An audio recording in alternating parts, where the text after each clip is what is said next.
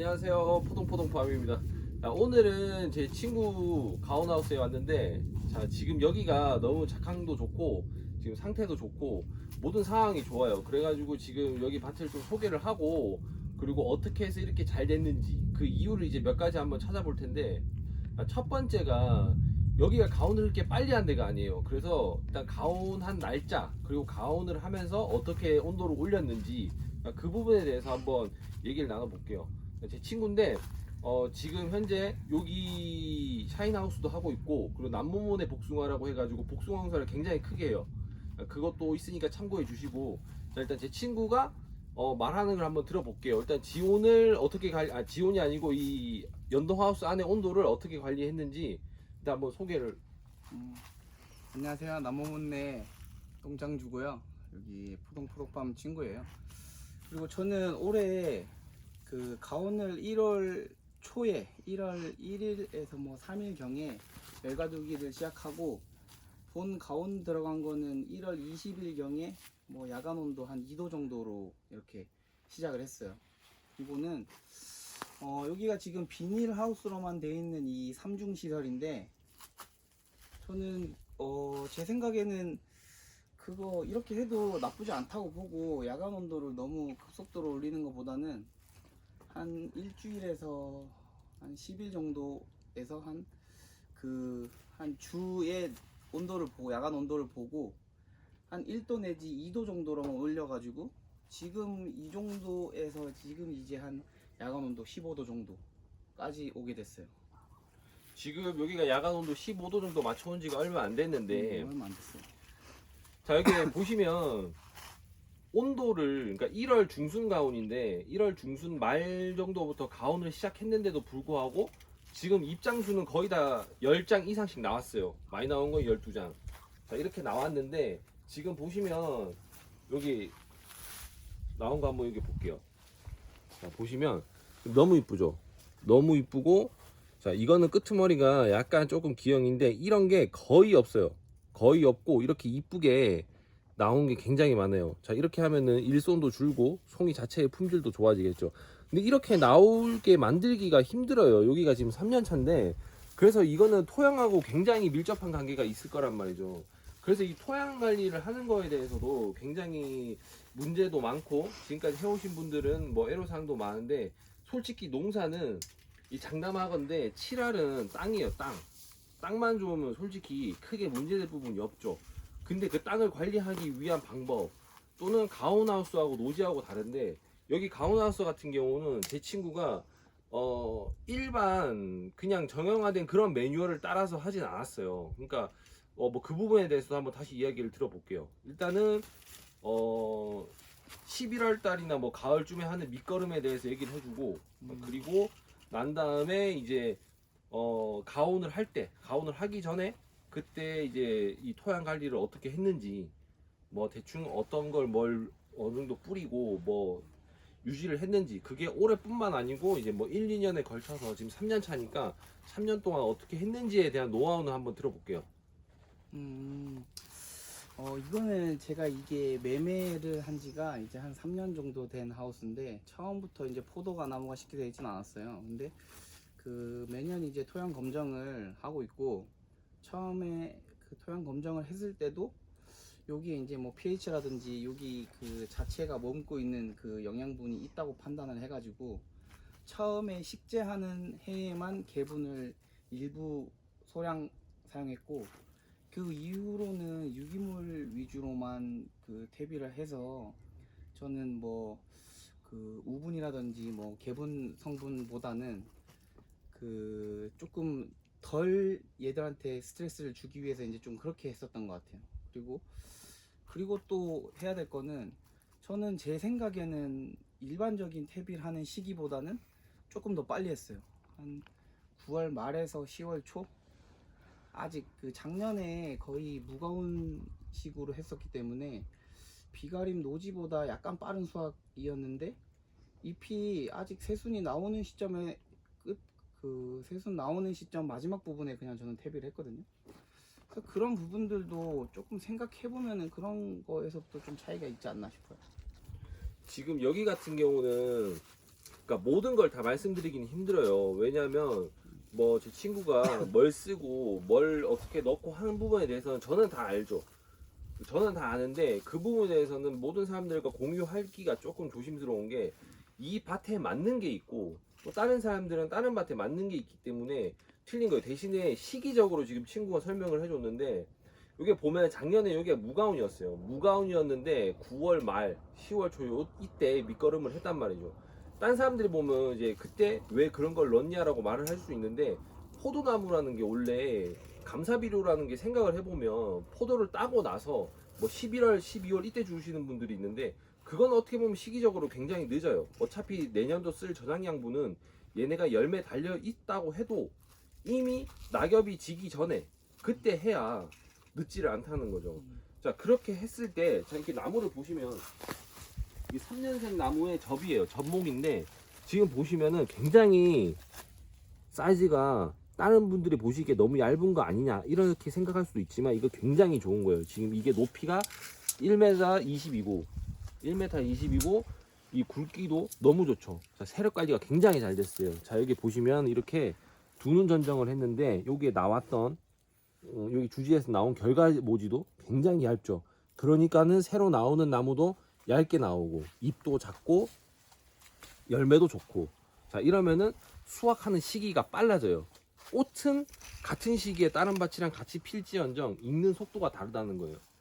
익는 속도가 다르니까 빨리 출하를 빨리 할 수 있고, 그래서 빨리 떼내면 어쨌든 열매를 빨리 수확을 하면 그 다음 해에 쓸 수 있는 저장 양분을 보관할 수 있는 시기가 또 앞당겨지는 거죠. 그러면 그 기간이 늘어나고 그렇게 선작용을 하는 거예요. 자, 그렇게 하다 보면은 이 밭은 내년에는 더 좋아질 거고 그 내후년에는 또 더 좋아질 거고 그런 식으로 이어질 거란 말이죠. 그리고 토양 관리가 잘 됐다는 게 이렇게 잎 같은 걸 보시면 보통 저장 양분에서 이게 전환되는 시기가 5-6장 정도에서 이게 바뀌는데 잎을 보면 이렇게 5장, 6장이 나오는 잎들이 봐도 바이러스 증상이 전혀 없어요.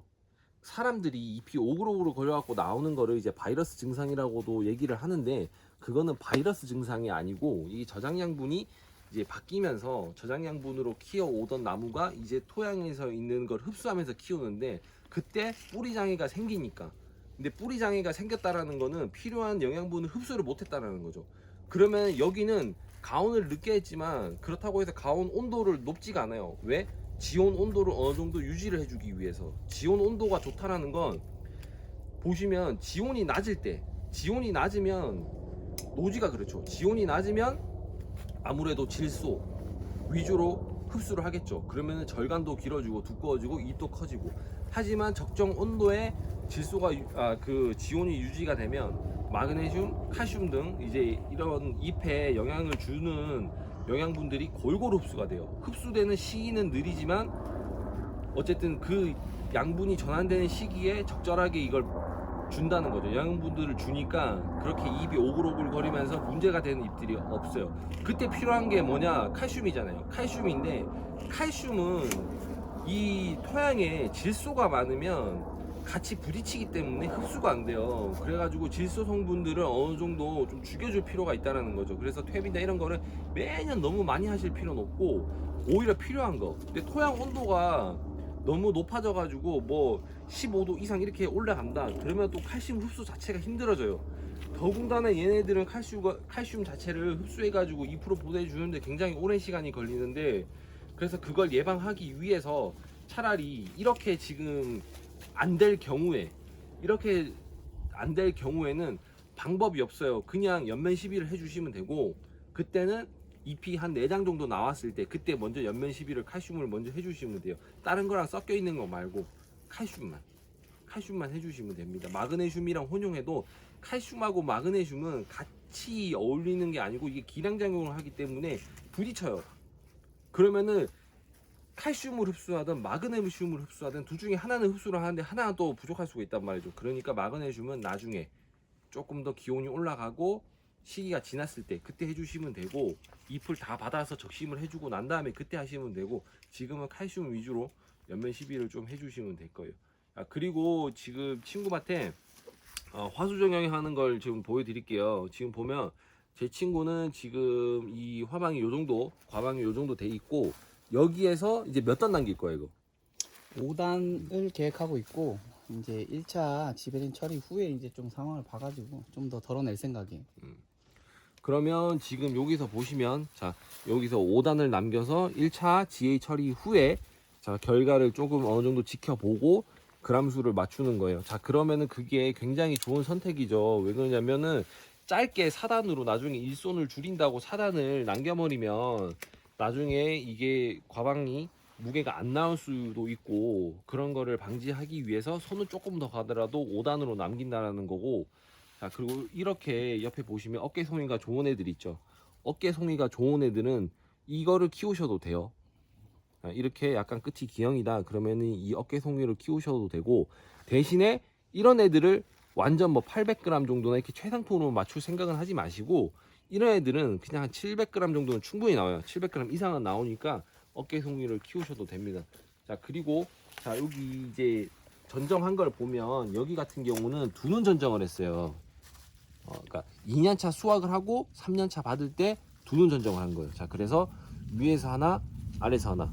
자, 이렇게 했어요. 근데 두 눈 전정에 대해서 말이 많은데 저는 두 눈 전정을 꼭 추천을 하는 게 이렇게 해야 내년에 나오는 눈을 한 눈씩 남겨도 눈이 이렇게 나오니까 양옆에서 나오니까는 일하기도 편하고 이걸 막 비틀어서 잡아 올릴 필요도 없고요. 그리고 그때 돼서 한 가지에 한 송이씩 달아도 전혀 문제될 게 없다라는 거. 어차피 그때 되면 세력이 또 딸려오기 때문에 충분히 괜찮을 거예요. 자, 그러면 어쨌든 오늘은 이 부분에 대해서 얘기는 다 끝냈고, 아 그리고 물 주는 거, 물 주는 시기하고 물 주는 간격, 이거는 어떻게 했는지 한번 또 얘기를 들어볼게요. 이게 수분 관리하는 게 제일 중요하다고 생각이 들긴 하는데 이거는 밭마다 너무 상황이 다르기 때문에 지금 이제 저는 올해 작년에는 제가 이제 비닐 멀칭을 하지 않았어요. 재작년에 했었고 작년에는 멀칭을 하지 않고 여기 밭이 지하 수위가 좀 높고 좀 수분이 물 빠짐이 그렇게 좋지 않다고 제가 생각이 들어가지고 올해는 이제 멀칭을 하지 않았고 이제 차광망을 이렇게 했는데 그거는 밭마다 조금은 상황이 달라질 것 같아요. 다르기 때문에 좀 수분계라든지 뭐 이런 다른 어떤 이제 육안으로 좀 보든다니 관찰을 잘 해가지고 수분은 제가 봤을 때는 샤인머스켓은 수분이 조금 머금고 있어도 괜찮은 것 같아요. 그 대신 이제 뭐 이런 초기에 발육 상태를 좀 보고 그 상황에 따라서는 조금 이제 좀 적당히 이제 좀 절제를 해줄 때는 절제해줘야 될 것 같고 제 밭 같은 경우에는 그 2월경 초기에 거의 하루를 거의 뭐 여기가 푹 잠길 정도로까지 이렇게 많이 죽어서 그리고도 아직 그렇게 수분감이 많이 빠지는 상태는 아니라 가지고 아직까지는 이제 그 수분을 보충하진 않았어요. 근데 아마 이제 이 며칠 한 내일이나 모레쯤은 살짝 정도 조금 더 이제 위에 좀 이제 새로 수분 공급을 해줄 생각이에요. 자, 어쨌든 지금 여기 수분 관리에 대해서도 지금 다른 밭이랑 얘기를 들어보면 굉장히 다르죠. 그러니까 여기는 2월 이제 가온 들어오고 나서 수분 관리를 물을 한 번 주고 지금까지 물을 한 달 정도 이상 한 달 물을 이상. 안 준 거예요. 근데도 얘네가 이만큼 생육이 된 거죠. 자, 그렇다라는 건 다른 밭도 크게 다르지 않아요. 물 관리가 굉장히 중요한데 샤인머스켓이 뭐 증산 자격이 많아가지고 뭐 물을 많이 줘야 된다. 틀린 말은 아니지. 아닌데 그렇다고 해서 그냥 대책 없이 줘버린다는 건 얘네를 너무 강수세로 키운다라는 건데 그렇게 되면은 열매에 좋을 영향을 전혀 안 미친다는 거. 그러니까 여기도 지금 수분계가 꽂혀 있는데 수분계를 꽂아 놓고 밭을 체크를 해보세요.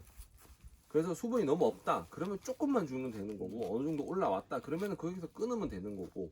그러니까 여기는 지금 제 친구가 그렇게 수분계로 체크를 하면서 보고 물을 준 거기 때문에 그렇게 주시면 돼요. 지온도 똑같이 지온계로 꽂아가지고 지온을 체크하면서 줬기 때문에. 그래서 여기 이 밭에 가장 큰 장점이 뭐냐면 들어오는 입구부터 저 하우스 대각선 끝까지 세력이 일정해요. 다르지가 않다라는 거예요. 다른 잎들 뭐 새 잎, 네 잎 나올 때 저기는 눈이 터지니 뭐 한 잎 나오니 이런 게 없고 저 앞에 새 잎, 네 잎 나오면 쟤네도 거의 그렇게 따라왔다라는 거예요. 그러니까 밭 전체의 세력이 일정하다는 거. 그건 굉장히 큰 장점이 되겠죠. 자, 그렇게 지금 얘기는 그럼 거기까지 하고, 그 이제 뭐 다른 궁금하신 점이나 이런 분들은 여기다가 댓글을 남겨주시면 이 밭에 와서 또 친구랑 또 이야기를 나눠서 뭐 또 찍든지 하고 그렇게 하도록 하겠습니다. 그리고 저나 친구나 지금 뭐 21년도에 선정된 그 청년 창업농들인데 굉장히 뭐 이런저런 일도 많았고 뭐 한데 뭐 젊으신 분들은 어쨌든 간에 과감하게 좀 도전을 해보시고 이런 배울 수 있는 부분들은 뭐 제 친구한테 이 밭에 와서 물어보시던 뭐 그렇다고 해서 내치진 않아요. 그러니까는 그렇죠. 그런 교류는 언제든지 환영이니까 여기가 충북 영동이거든요. 충북 영동 매곡이라는 곳인데 그런 거는 뭐 많이 여쭤보셔도 되고 그리고 제 친구는 복숭아 농사를 굉장히 오래 했어요. 그렇기 때문에 또 복숭아에 대해서 궁금하신 분들은 또 찾아오시면 돼요. 음. 그러니까 뭐 그렇게 해주시면 되고 어쨌든 뭐 남원몬의 복숭아 많이 한번 네이버에 한번 찾아봐 주시고 복숭아도 엄청 맛있으니까 뭐 6월 말부터 7월 초부터 가을까지 쭉 드실 수 있을 만큼 종류도 여러 가지고 많이 나오니까 그렇게 한번 찾아봐 주시면 좋을 것 같고 제 친구도 이제 뭐 인사하고 이제 마무리하도록 하겠습니다. 친구가 이런 걸 해서 조금 낯설고 좀 적응이 안 되는데 어쨌든 뭐 좋은 의미로 하고 뭐 부모님은 이제 농사를 오래 지셨는데 지금 이제 저희 친구도 그렇고 제가 이제 물려받은 지는 한 3, 4년 정도 된 것 같아요. 그래서 뭐 교류를 할 수 있는 부분은 교류를 하고 좀 뭐 서로 뭐 궁금한 게 있으면 뭐 물어보시면은 도움이 뭐 될 수 있는 부분은 도와드리려고 할 수도 있고 그리고 뭐 남모문의 복숭아도 많이 사랑해 주시고 네 그럼 될 것 같아요. 자, 그러면은 다음 영상에서 찾아뵙겠습니다.